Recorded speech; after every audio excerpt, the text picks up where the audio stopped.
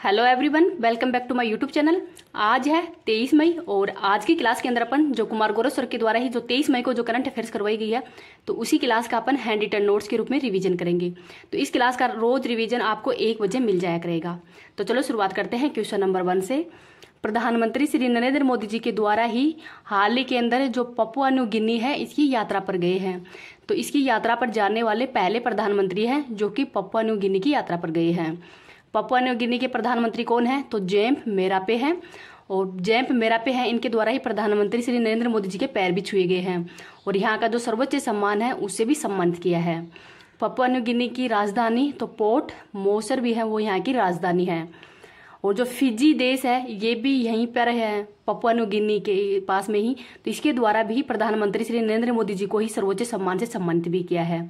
तो यहाँ पर प्रधानमंत्री नरेंद्र मोदी जी क्यों गए हैं? तो यहाँ पर जो forum of Indian Pacific island है उसके सम्मेलन में भाग लेने के लिए ही गए थे। तो इससे पहले प्रधानमंत्री जापान में गए थे, जो कि G7 की जो बैठक हो रही थी उसका आयोजन में, और फिर ये पपुआ न्यू गिनी की यात्रा पर गए हैं।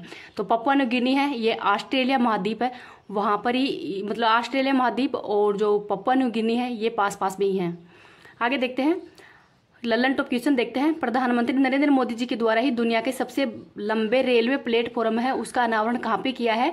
तो ये है सिद्धरूंदा स्वामी रेलवे प्लेटफॉर्म, कर्नाटक के अंदर ही। ऑस्ट्रेलिया और पपुआ न्यू गिनी है, इनके मध्य कौन सी जल संधि है? तो टॉरस जल संधि है। पहली जल मेट्रो तो कोच्चि के अंदर है। एशिया की सबसे बड़ी हिंदुस्तान एरोनॉटिक्स लिमिटेड हेलीकॉप्टर है फैक्ट्री है, इसका उद्घाटन कहाँ पे किया गया है? तो तुमकुर, कर्नाटक के अंदर किया गया है।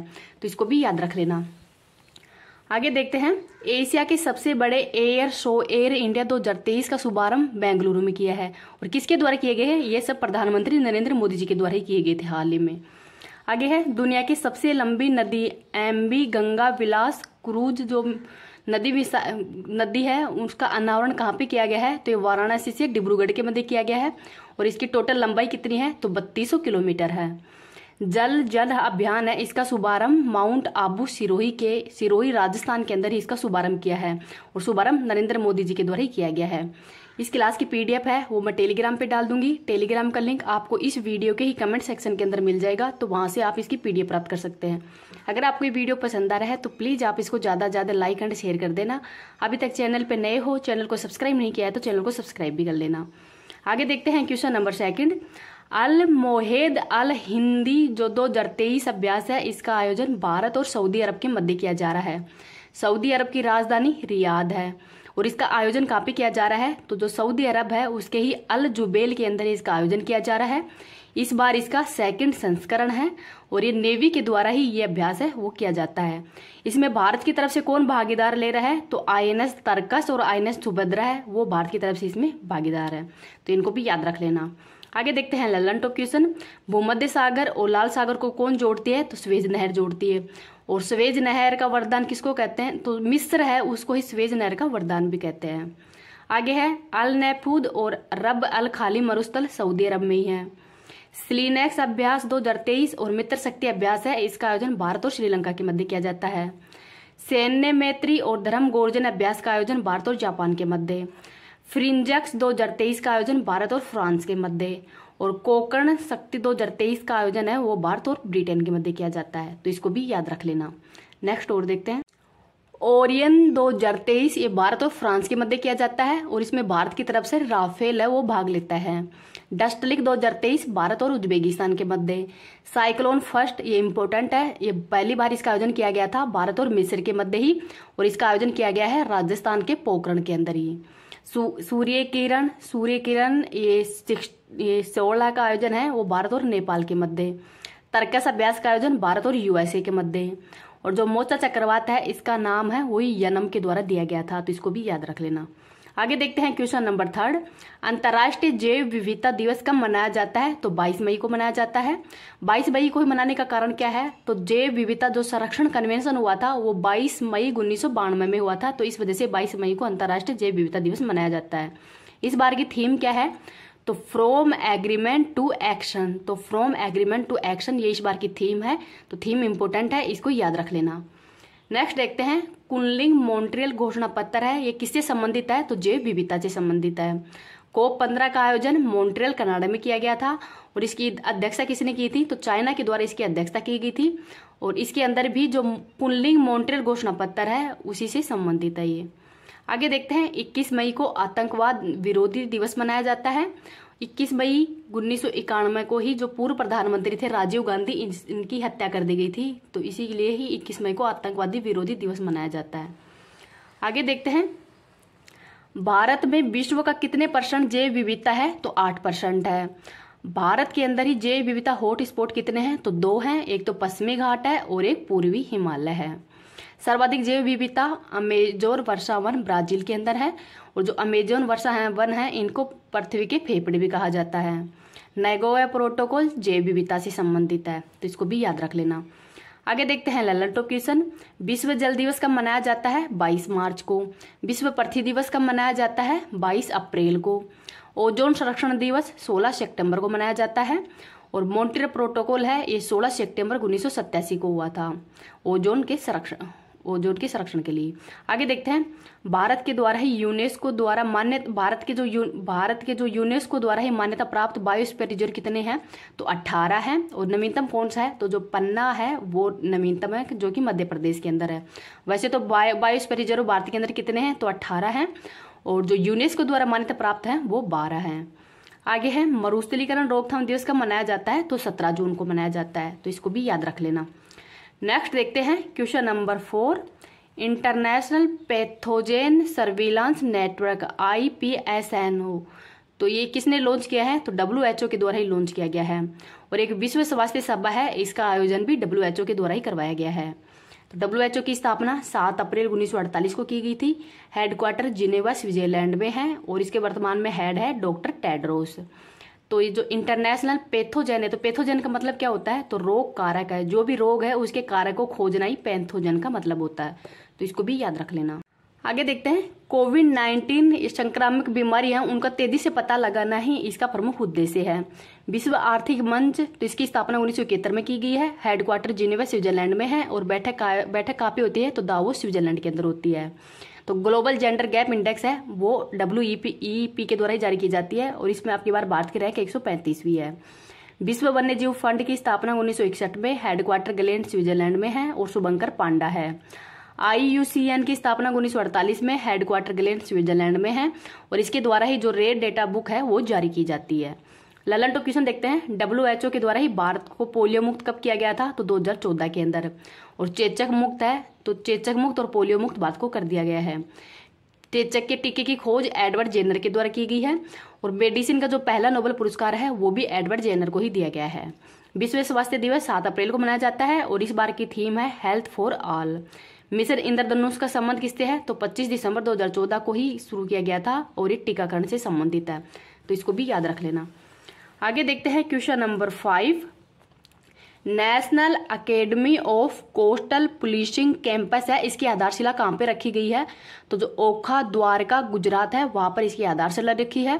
तो इसका शुभारंभ किसने किया है? तो गृह मंत्री अमित शाह जी के द्वारा इसका शुभारंभ किया गया है। तो जो national academy of coastal policing campus है इसकी स्थापना 2019 में की गई है और किसके लिए की गई है? तो जो तटीय सुरक्षा है, तटीय सीमा की जो सुरक्षा है उसके लिए इसकी स्थापना की गई थी। तो तटीय सीमा वाले राज्य कितने हैं भारत में? तो टोटल 9 राज्य हैं। गुजरात है, महाराष्ट्र, केरल, कर्नाटक, तमिलनाडु है, आंध्र प्रदेश है, उड़ीसा और पश्चिम बंगाल है।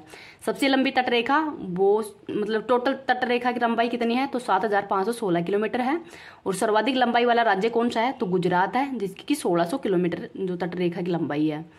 ललन टॉप क्वेश्चन देखते हैं। मोढेरा सूर्य मंदिर का निर्माण किसने किया था? तो भीमदेव फर्स्ट के द्वारा करवाया गया था, तो ये भी याद रख लेना। भारत का पहला सौर ऊर्जा संचालित गांव कौन सा है? तो मोढेरा गांव ही है जो कि गुजरात में है। लोथल गुजरात में ही है, धोलावीरा भी गुजरात के अंदर ही है और ये हड़प्पा कालीन स्थल है। और जो धोलावीरा है ये यूनेस्को का 40वां हेरिटेज भी है, जिसको 40वां नवीनतम यूनेस्को का वर्ल्ड हेरिटेज भी है। सरदार सरोवर परियोजना है वो नर्मदा नदी पर है और गुजरात के अंदर ही है, तो इसको भी याद रख लेना। क्वेश्चन नंबर 6 देखते हैं। G20 2023 की अध्यक्षता भारत के द्वारा की जा रही है। इस बार इसका 18वां संस्करण है और जो इसके पर्यटक की जो बैठक है उसका आयोजन हाल ही में जम्मू कश्मीर के ही श्रीनगर के अंदर जो डल झील है वहां पर शेर ये कश्मीर के अंदर ही जो पर्यटन है उसकी बैठक का आयोजन किया जा रहा है।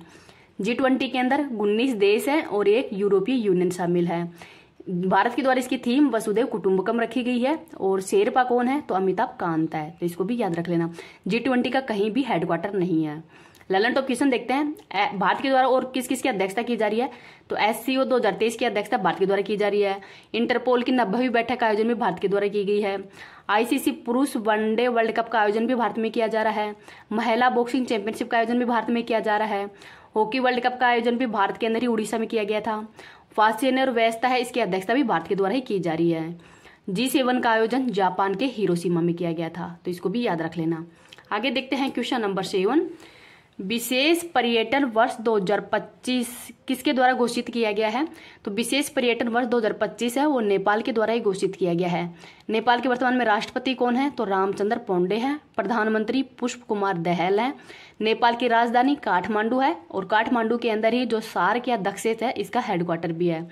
तो सार्क की स्थापना 1985 में की गई थी, और इसके अंदर टोटल 8 देश हैं, तो ये भी याद रख लेना। तो जो विशेष पर्यटन वर्ष है ये नेपाल के द्वारा ही घोषित किया गया है।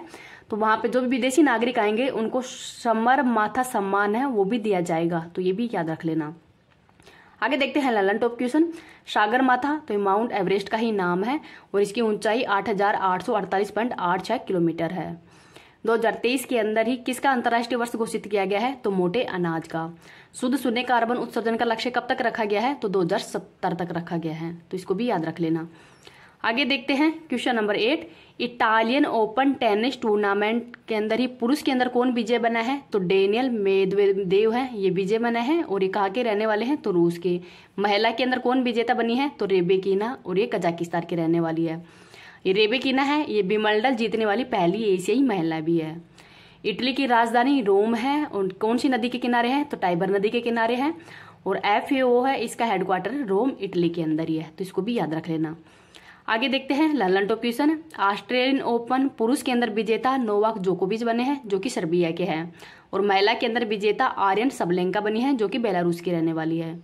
और डबल्स के अंदर विजेता है राफेल एंड स्टेफनी, जो कि ब्राजील के रहने वाले हैं। और किसको हराकर बने हैं? तो सानिया मिर्जा और रोहन बोपन्ना को हराकर ही बने हैं। सबसे पुराना ग्रैंड स्लैम कौन सा है? तो विंबलडन है, तो इसको भी याद रख लेना। देखते हैं क्वेश्चन नंबर 9। उत्कर्षा केंद्र COESLMA, ये उत्कर्षा केंद्र कहाँ पे है? तो उत्तराखंड देहरादून के अंदर इसको स्थापित किया जा रहा है। किसके लिए? तो सतत भूमि प्रबंधन के लिए इसको स्थापित किया गया है। और इसका शुभारंभ किसने किया है? तो भूपेंद्र यादव, जो कि पर्यावरण मंत्री हैं, इनके द्वारा इसका शुभारंभ किया है।